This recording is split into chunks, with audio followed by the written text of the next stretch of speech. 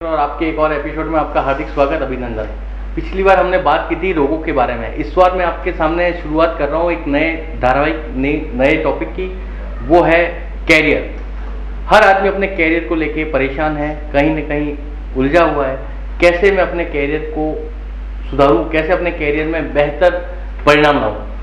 लगभग 20 से 25 साल की आयु के जो भी युवक युवतियाँ हैं, वो अपने कैरियर को लेके काफ़ी तनावग्रस्त रहते हैं। उनको किस सेक्टर में जाना चाहिए, अगर वो किसी सेक्टर में चले गए उसमें वो किस तरह से बेहतर सफलताएं प्राप्त कर सकते हैं, किस तरह से बेहतर परिणाम ला सकते हैं। अब किसी भी कुंडली के अंदर अलग अलग कैरियर्स के लिए अलग अलग ग्रहों का प्रभाव होना जरूरी है, अलग अलग ग्रहों की स्थिति अच्छी होना जरूरी है। सपोज कीजिए अब आप एक चार्टर्ड अकाउंटेंट बनने का प्लान कर रहे हैं या आप सीए की तैयारी कर रहे हैं, तो आपका मंगल और बुध दोनों ग्रह अच्छे होने जरूरी है। अगर आप आईएएस की तैयारी कर रहे हैं, आपका सूर्य अच्छा होना जरूरी है। अगर आप कोई भी जुडिशियल सर्विसेज की तैयारी कर रहे हैं, तो उस वक्त आपका सूर्य और मंगल दोनों प्रभावी और अच्छे होने जरूरी है। अगर आप एक अच्छे इंजीनियर बनना चाहते हैं, तो आपकी कुंडली में मंगल अच्छा होना, अच्छी डिग्री के साथ होना बहुत जरूरी है। आजकल आप देखते होंगे काफी लोग इंजीनियरिंग कोर्स कर रहे हैं, अलग अलग इंस्टीट्यूट से, कॉलेजेस से करते हैं, पर उनका इंजीनियरिंग के कैरियर के पॉइंट ऑफ व्यू से अगर अपन देखेंगे तो उनका कैरियर अच्छा नहीं होता, उनके जॉब अच्छे नहीं लगते, या उनकी जॉब्स में रेगुलर प्रॉब्लम्स आती है। उनकी जो सैलरी ग्राउंड्स हैं वो काफी कमजोर और नीचे स्तर के होते हैं, तो वो जस्ट एफोर्डेबल सिचुएशन तक ही रहते हैं कि जो कमाया खाया और खर्च हो गया। अब इन सारी चीजों की वजह क्या है? इन सारी चीजों की वजह है आपका कैरियर कैसा हो, आप किस सेक्टर को चुने और किस सेक्टर में आपका कैरियर बेटर है।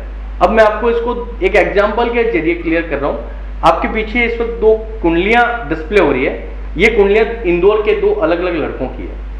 पहला जो लड़का है जिसका नाम विनीत है, वो पिछले 5 साल से आईएएस की तैयारी कर रहा है दिल्ली में रहकर। दूसरा जो लड़का है सुदेश नाम का, वो पिछले साल ही दिल्ली आया और इनसे मिला कि आप पिछले काफी साल से भैया आईएएस की तैयारी कर रहे हैं और मैं भी इंटरेस्टेड हूं इसमें, तो क्या मैं आपके पास पढ़ने के लिए आ जाऊंगा? उन्होंने कहा कोई प्रॉब्लम नहीं है, मेरे भी कुछ व्यूज कुछ पॉइंट क्लियर ही होंगे इसके जरिए, तो कभी भी आ जाओ, कोई प्रॉब्लम नहीं है। वो उसके पास जाने लगा कंटिन्यूसली। जो दूसरा लड़का है उसको फर्स्ट राउंड में आईएएस में सिलेक्शन हो जाता है। जो पिछले 5 साल से तैयारी कर रहा था, उस लड़के का आईएएस में सिलेक्शन नहीं हुआ। आईएएस हिंदुस्तान के अंदर एक काफी रेपुटेटेड जॉब माना जाता है, काफी रेपुटेटेड पोस्ट मानी जाती है। अब ये मान लेंगे अगर कोई भी आदमी का आईएएस में सिलेक्शन हो गया तो वो अपने जीवन में एक काफी अच्छे स्तर पे पहुंच जाता है, काफी रेपुटेटेड पोजीशन पे पहुंच जाता है। अब इस लड़के का सिलेक्शन नहीं होने की वजह से इसके 3 जो अटेम्प्ट है इसने पास आउट कर लिए हैं और इसका सिलेक्शन नहीं हुआ, तो ये इसको काफी डिप्रेशन में है। पहले लड़के का सिलेक्शन क्यों हो गया और दूसरे लड़के का सिलेक्शन क्यों नहीं हुआ?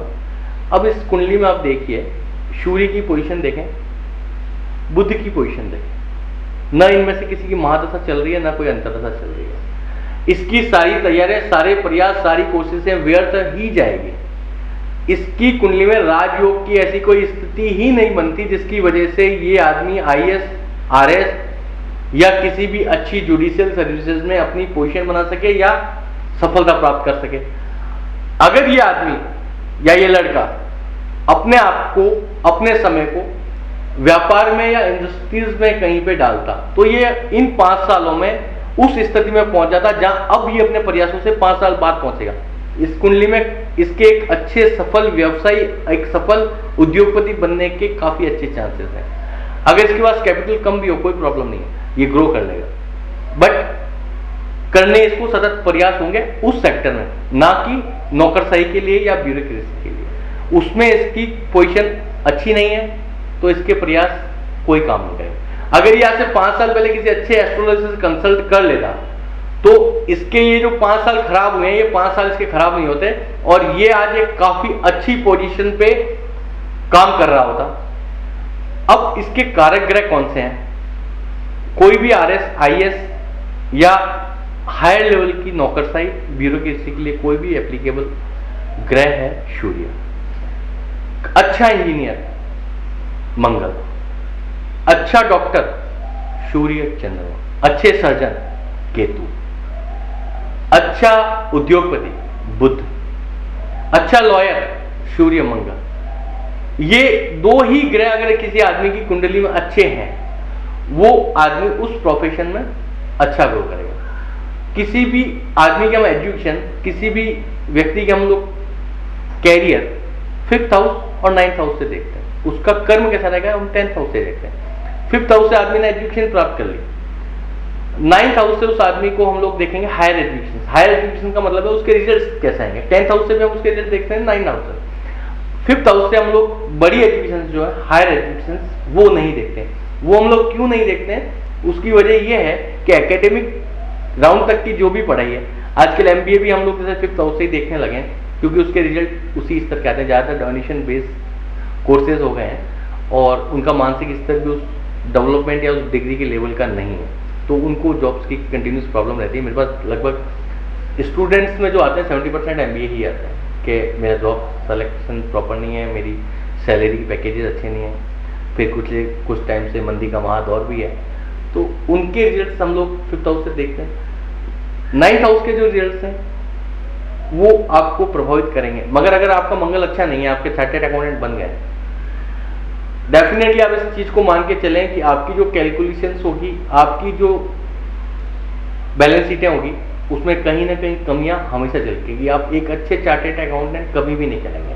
अगर आपका बुध अच्छा है उस कुंडली में, उसकी लाइजनिंग बहुत अच्छी होगी, वो अपना काम सारा करवा देगा, चार्टर्ड अकाउंटेंट वो सक्सेसफुल होगा, बट उसकी बैलेंस शीट है, उसके रिजल्ट्स कभी भी अच्छे नहीं होंगे। उनकी लाइजनिंग की वजह से वो अपना काम करेंगे। जैसे कई लॉयर्स देखेंगे काफी सक्सेसफुल होते हैं, उनकी लाइजनिंग अच्छी होती है, वो वाकपटु होते हैं, बातों में तेज तर्रार होते हैं, केस में जीत भी जाते हैं। बट अगर किसी केस स्टडी की पोजीशन आ जाएगी या किसी केस की कैलकुलेशन की बात आ जाएगी कि इस केस को किस तरह लड़ा जाए और इस केस के क्या लूज पॉइंट है या क्या प्लस पॉइंट है, वहां पे वो लोग अटक जाएंगे, उसमें उनकी कैलकुलेशन अच्छी नहीं होगी। तो उनकी कुंडली में मंगल का अच्छा प्रभावी अच्छी डिग्री के साथ होना बहुत नितांत आवश्यक है। तीसरी बात, अच्छे सक्सेसफुल सर्जन डॉक्टर्स, केतु और चंद्रमा।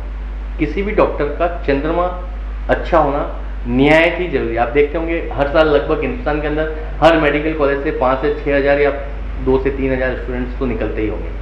कितने सक्सेसफुल डॉक्टर्स हैं?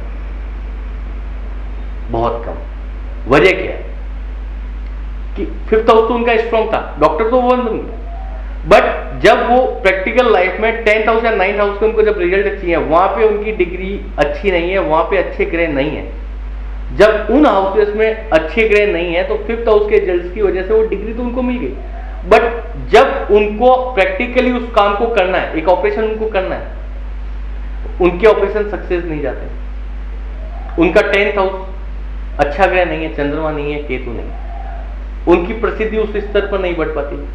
अब वो डिग्री उनके कोई काम की नहीं है, बेसिक जिंदगी जिएंगे एक नॉर्मल डॉक्टर की तरह। बट अगर अच्छा डॉक्टर 5th हाउस अच्छा और 10th हाउस में उसकी पोजीशन और भी अच्छी बन जाए, एक अच्छा ग्रह बैठ जाए और उसकी अगर उसे महादशा लग जाए, तो आप समझिए उस डॉक्टर की आर्थिक, सामाजिक और प्रतिष्ठात्मक जिस पेशे से वो जुड़ा हुआ है, वहां पे उसकी उन्नतोत्तर वृद्धि, उसकी प्रसिद्धि दिन प्रतिदिन बढ़ती जाएगी। उसके हाथ से कोई भी ऑपरेशन फेल होगा ही नहीं, हर ऑपरेशन सक्सेसफुल ही होगा। क्यों?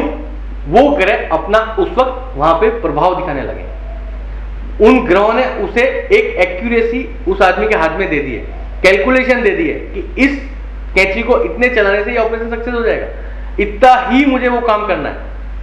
अगले एपिसोड में आपसे बात करूंगा इसी विषय पर आगे। इंजीनियरिंग और वकील जो भी हैं वो किस प्रभु की आराधना करें जिससे उनके कैरियर में ज्यादा कैलकुलेशंस, ज्यादा एक्यूरेसी आए, उनका व्यवसाय, उनका कार्य क्षेत्र अधिक प्रभावशाली।